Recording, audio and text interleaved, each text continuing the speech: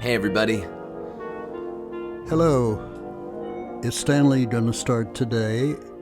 This is our episode 11, and I picked the topic, which is a bit off the usual routine, and it is where I live and how I live, which opens a lot of room for introductions and comments, we hope. Where I live meaning in the largest and even the smallest sense. Where I live in the sense of how much freedom I have in my life. Where do I live in a free country? Mercifully, Mickey and I do so far live in a free country. Please God, it stays that way. Whether we are free to pursue the kind of lives we want to live within this country, within the society that we are part of.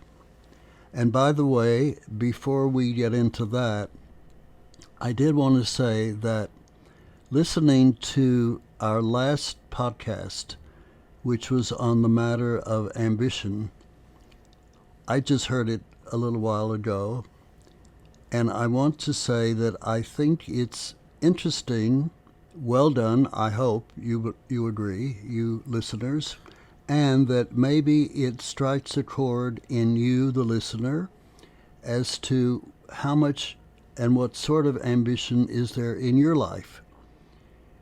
If that's good, then we have achieved something good, aside from, I hope, your enjoyment in listening just to the podcast itself. Okay, so here we are now. Where I live, how I live. Mickey, what do you have to say? Well, when you brought up the subject, where I live and how I live last week, as a suggestion for this week's episode, I didn't quite know what I thought about. I mean, I was interested in the subject, but I didn't know what I was going to say or what angle I was going to take on it. But over the week, I've been thinking about it, and aside from the obvious, as you mentioned, we live in America. We live in New York City, which in and of itself is a very unique experience for the majority of the people in the world to live in New York City. I'm very grateful to live here. But where I live for me is also sort of where I live within myself, where I live emotionally, where I put my effort in my own well-being. Where in my head I find myself living, what state of mind I typically occupy, and then we'll get to how I live, but we'll start with where I live. So for me, the thing that I find most interesting about the subject is where I live mentally, which for me is, I think, pretty positive overall. I live in a general state of gratitude and joy in very silly things. I like the joy of counting the cracks in the sidewalk, kind of silly stuff to occupy my mind in the day. I like to sing silly songs and make silly voices and all that stuff. So the way that I typically live is in a really playful state of mind. I find myself entertaining the child in me pretty much all day long. I think that's wonderful. Do you have that ability and attracted to that idea? Yeah, play. Living in the state of play, I think, is very important. There's a contemporary philosopher named Alan Watts, who sort of said that everything that you do should be play. There should be no such thing as work. If you truly feel that you're enjoying or playing in any given moment, then no matter what you're doing is kind of a wonderful opportunity to get to do it. And I try to imbue my life with that sensibility as often as I can. It's kind of where I live, or at least the first step. How about you? Where do you tend to live in yourself? I tend to live now, of course, like you, in New York City, in Manhattan. I've lived here now by far the majority of the years of my life. Was not planned. I thought at some point I would go and work overseas, and I had the chance to do that, and regrettably I passed it up. I am sorry for that. I would like to have gone to maybe one of the Latin American countries, even for a year or two, and then come back, and I was too shy to break away and do that. So I have lived here longer than I expected. Not regretfully, it's been a wonderful number of years, a lot of years. And over these years, I think I have grown into being more the person that I wanted to be when I was very young and had desire of a gay nature, and I didn't do anything about it. I was too repressed, and in fact, it was a time when coming out was not so easy. Now it's far easier. And over the years, I have gradually become more and more open about being a gay man. I don't think there's anybody left who doesn't know this. There were times when I didn't out myself. I was outed by, interestingly, by a couple of women, one being a niece and one being a lady friend. And that's fine. I guess I needed it, and maybe they sensed that. So today, I feel very happily living according to the way that I want to live. It's very difficult for me to look at right now, particularly the Ukraine being overrun terribly by Russian armed forces, seeing a lot on the television, a great deal of how their lives have been bombed, apartment buildings bombed, schools bombed. It's hideous. And those people survive, if they do, by being determined, and they are. They fight back. They don't give up. They make shelter sometimes underground.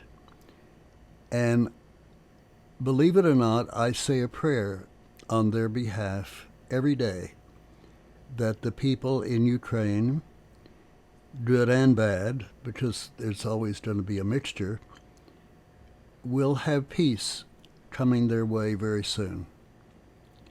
I don't have to do that. I'm blessed to live in a free country, and I try to take advantage of it. What say you? That's a lot. It's a lot to respond to. I have no idea what it's like to be gay and to struggle with the reality of having been gay in the 80s and 70s and 60s and 50s and all of the times where being gay was really not easy in this country. And beyond that, I can't even imagine being gay in another country, or living in another country, really, in any regard. I can't imagine what it must be like to live in Ukraine right now, or Russia for that matter, given how wonderfully easy life tends to be on the all in the U.S. Obviously there's difficulties here, of which I haven't had to endure most. But still, overall, I think being American is an incredible blessing. Do you think, that being the case, that we are obligated to give back in some way? I think so. I think that, in the way that we are with this show in general, and just sort of providing insight to what it is to be someone living in this country and the perspectives that we have, I think is a good way to give back. But beyond that, I do think that it's really important for everyone to find an opportunity to take what you've been given and make something of it that is beneficial for the community at whole. Because if you just take and you just enjoy and indulge in all of the wonderful gifts and opportunities that you have in life, you live a very parasitic sort of lifestyle as a member of a community and of a species. I just can't imagine. I mean, I lived most of my childhood. I think most kids are like that, where they don't think very much about what it is that they have to offer as much as they do what it is they have to receive. So I'm at that point in my life now, at 28, where I'm starting to realize what it is that I really want to do, with my life, and how I want to live. If we want to get into that, part of this is how I live now versus how I used to live, in terms of my mindset and my responsibility to the people in my life. I like to think that I live a more of a life of service than I ever have before, and hopefully that'll be ever growing as I get older. But right now I'm still at a point where I'm trying to build something for myself, so that once I'm comfortable enough to support my life, then I can start to give more. But I don't want to wait to give. I want to try and do it in little bits while I can. I congratulate you on that, because I did something not so different. I got to a point where I really wanted to do some volunteer work, which I had not done. My family, regrettably, I think, were not great on doing charitable work. A little bit, not a great deal. But I got to the point where I wanted to. I joined as a volunteer at Gay Men's Health Crisis, which is a big umbrella organization, has been around a long time.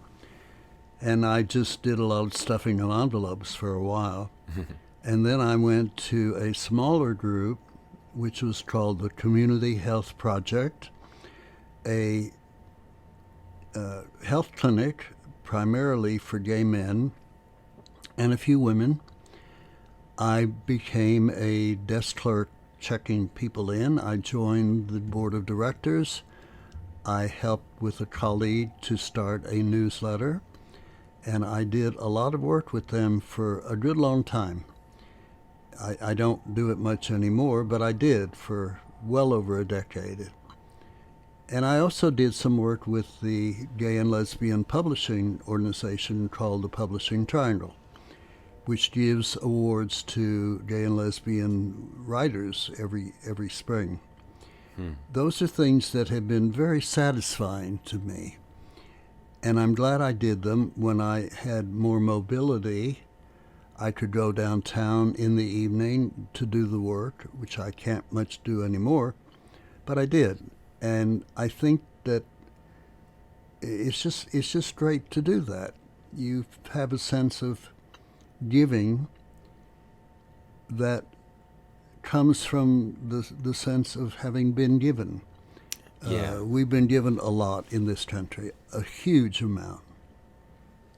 I agree with that a lot. I think it takes filling up your own cup, before you feel like you're able to fill up someone else's, and that's a lot of personal work, and a lot of your own self-identity and how you view yourself, until you get to a point where you're comfortable enough to start providing that same sense of comfort and safety for other people.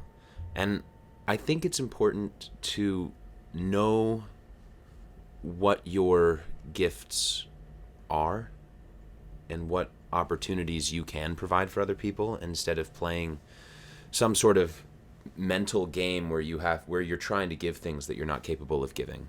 Yes. Good point. Good point. Yeah, I mean, I'm no politician. I can't be a doctor. No, nor me. And either. If I were to try and go to medical school or law school or something to try and help people in that way, I don't think I do nearly as good work helping than I can in the ways that I know I'm capable of doing. And maybe they're not as large scale as Doctors Without Borders or something like that, which I would love to do if I was of that mind. Well, But, I certainly shuffled some money to them. That helps. yeah, I hope. giving financially is always a good help. I want to bring up something parallel to this subject on the matter of how I live. And it relates to whether a person wants to live alone or not alone. Whether one wants a partner in life or whether one does without. There is, I think, like a sort of old established rule that people go on 2 by 2. It's certainly in the Bible. Yeah. That's not been true for me. I've had romantic relationships, but they were brief. They did not last. Unfortunately, the people who I hooked up with, to use today's term, were the wrong people. They were not ready to be my partner. And I'm sure that, because there always are others, there were people who were willing to be my partner who I did not want. And so here we are. From a long time ago, I have lived alone and loved it. I don't regret living alone at all.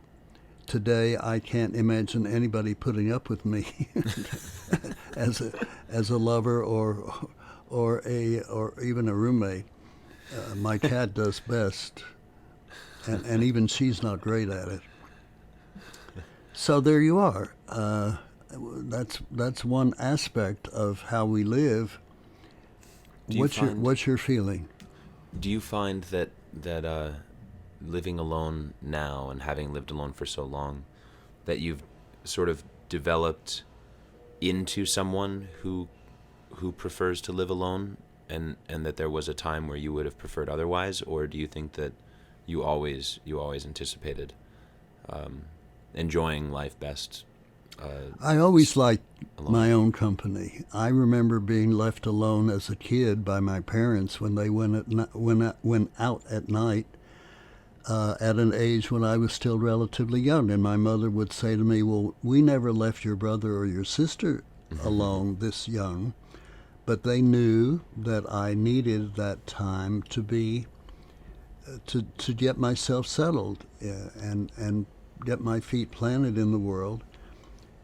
But I think they didn't realize they were opening the door to, for me, a lifetime of enjoying my own company, maybe to a fault.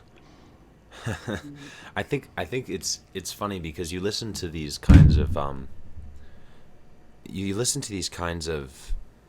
what do they call it? Motivational speakers, and all these people who try to tell you how to live, what to do to improve your life, this and that, become more confident, become more extroverted, find a partner, be successful in your business, whatever it is that they're trying to sell to you. And the thing that I find so distasteful about motivational speakers and those kinds of people is that they look at life like there's a best way to do it, and that there's, everyone should find a partner, and then the 2x2s thing that you mentioned, that's for some reason a way that life ought to be done.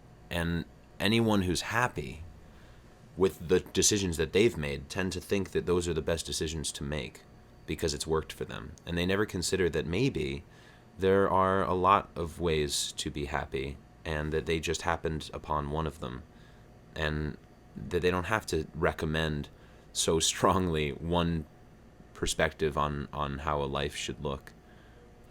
Yes. It's presumptuous of someone to think that the way that they do things is the way someone else ought to do them. I believe that today the landscape is much more open. My parents' generation, everybody got married. You pretty much everyone. And if you didn't, there was something drastically wrong. Today, that's not nearly so true. I have always thought, and I'm not sure I'm right about this, that to live alone requires a fair amount of courage, because you're doing, in a sense, you're living for two or three or whatever. And the person who makes the decisions is you. You don't consult with a partner, because there is no partner. You might consult with friends or therapists, which I have done, all that. But ultimately, it's you. And if you have made a success of your life, thank you very much. I'll thank myself. Yeah. Thank you. Thanks to me. I mean, I completely agree. I'm in a different boat, because at this point in my life, I'm 6.5 years into a relationship that I expect to last for the rest of my life, and ideally for the rest of my life. Not to say that I want her to have to suffer the grief of my death, but I would. I don't know. Maybe I'd like to die first. But I think that Sarah, my girlfriend, and I will be together for as long as I can foresee. And and my parents are together. And so I've seen healthy relationships last a very long time, and I've also seen a lot of relationships fall apart, and I've seen people compromise to an extent in relationships where they're no longer themselves. The how they live or the state of mind that they live in is not authentic because they so desperately want this relationship to work. And then when they finally end their relationship, it's like a weight being lifted off them. I finally feel like I've gotten to meet this person that I only had known a piece of for years. I have a friend, two friends, who just recently separated. They were married, and they just very recently separated, and I feel like I've met a whole new person since they've been apart. Really? What's the difference? Just a sense of joy and like a sense of self that I think that she in particular was not embracing for a very long time. Some things that she wanted that I think she was willing to sacrifice for a relationship that wasn't working. And now to see her have the opportunity to chase after those things that she wants, I think she's suddenly realized how badly she really wanted them and convinced herself that she didn't. But now that she can have them, she's so much more her than I ever thought. It looks to me as if divorce is something more accepted today than it was 50, 70, 100 years ago. Mm-hmm. Certainly in the Jewish faith, nobody ever got divorced. You put up with whatever you had. Hopefully it was good, but whether it was or not, it didn't matter. Yeah. You were married and you were married. Yeah. I think one of the best things about living in America, back to where you live, is it provides people the opportunity to pursue happiness as a primary goal. And I think in a lot of countries, you don't have that luxury. People don't consider whether or not a relationship is going to make them happy. They think most marriage structures in other countries are or cultures are more transactional for the benefit of the family, the well-being of the family name or the legacy or the children that you'll have together, some sort of business thing that you'll make or for safety. But a lot of it's not really about being in love or being happy. And not to say that it's better or worse, but I appreciate the wonderful aspect of freedom that we have in America that allows people to say, I want to be happy more than I want to be anything else. Yes. And yeah, I think we're very lucky. We've come full circle back to how wonderful it is to be American. Who'd have thought we'd be patriots today? I think though that you were very lucky, and you have met a young lady who you love and who you want to be with for the rest of your life. Not everybody has that, and maybe it was more than luck. Maybe somehow it fell into your lap that this is who you met, and it works. Yeah, it does. But it's not to say that if we broke up tomorrow that I wouldn't be fine, Like, I think I said this in a different episode. I think the one on friendship.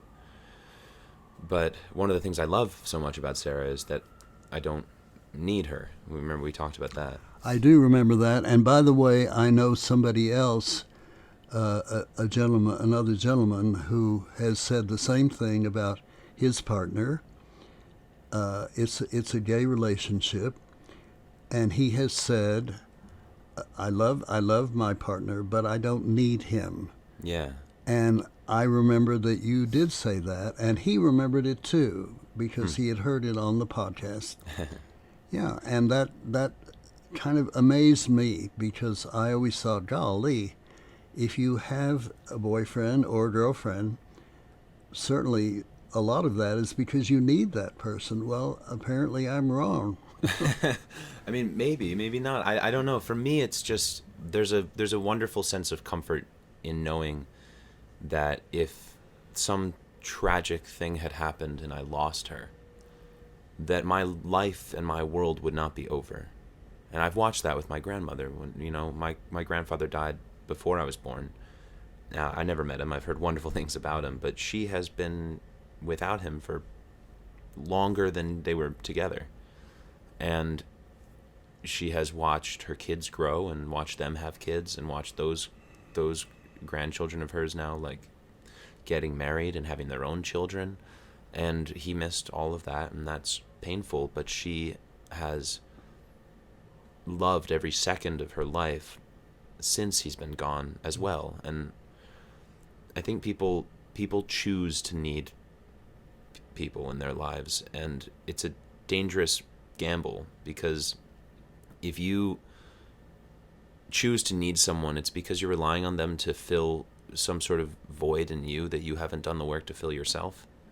And I think one of the wonderful lessons about being alone, that you obviously have learned, is that the joy that you can attain from being happy when no one else is around, being happy because of just the you that you've created over all of these years, that's something that you don't need anyone else for. It's the safest way to be human, because if you love yourself, no one can take that away from you. I think that goes back to the old idea of whether the glass is half full or half empty. And I know a lady who has accomplished a huge amount in her life, coming from not the best background, making more of her life than anybody would have predicted, and yet now she's much, much older, and she never sees the glass half full. It's always half empty. And I find that sad, and we've talked about it. Well, I don't know, it's her nature. I think that maybe had she gotten some kind of therapeutic help along the way, it might have benefited her, but she has not. And her life is slowly going away, not very happily. And it saddens me, because she's a very good person, very ethical, and the accomplishments are considerable. Academic accomplishments, really amazing, more than I could have ever done. She gives herself credit for that, but not enough. Yeah, some people are so hard on themselves, and it's just it's just sad, because there's so much joy to be had if you choose to look for it. But it's a choice, and you have to practice wanting to choose that and getting comfortable with the opportunity of maybe being disappointed. But the hope of something joyful being around the corner, I think, it's a drug worth chasing. I love the feeling of indulging in simple things, like if it rains in the middle of summer. Someone can say, oh, it's so dreary and gross outside, I'm going to stay in. But someone else could say, you know what, I'm going to go take a walk in the rain, because it might feel really nice. And it's not going to change my life, but that moment that I get to stand under the rain and smile is worth all the bad moments, And I find, being home as much as I am, I turn on the television to the YouTube channel, where there is an immense wealth of free dance, music, opera, sex, all that. And yesterday I watched the Royal Ballet from London doing a class. And the class went on for an hour. And it was all the beautiful young guys and girls going through their exercise routine. That's all it was. And it starts out at the bar. Everybody is at the bar. And increasingly, what these kids, and they're all kids really, are asked to do becomes more ambitious and more energetic and more difficult. And they have a wonderful teacher, a handsome ex-dancer himself, although he's still quite young. He leads the group, and then you see them taking on more and more ambitious, speaking of ambition, more and more ambitious moves as dancers. And I love watching that. And it's not a full ballet, it's a class. But they end up doing these difficult movements, and I don't know. I've watched it that whole period, that whole thing for, I don't know, 3 or 4 times. It's an hour long, so it's an investment of time. But I love it. It's a simple joy. Yeah. Would you say, because we're coming up on the end, I would love to ask if you were to, just in terms of the thing, how we live in our own minds, what would you say is your favorite quality about yourself?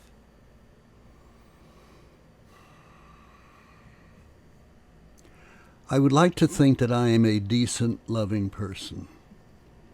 If I am that, that's enough. I love that.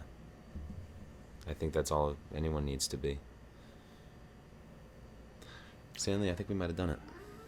Mickey, it's my treat when it's Mickey Day. Thursday is Mickey Day, and I love it. I love Thursdays because you're here. Well, I love Thursdays because I'm here too. Everyone, we will see you next week. Well, you'll hear us next week, and stay tuned. Thank you guys all for listening. Bye, everyone. Bye.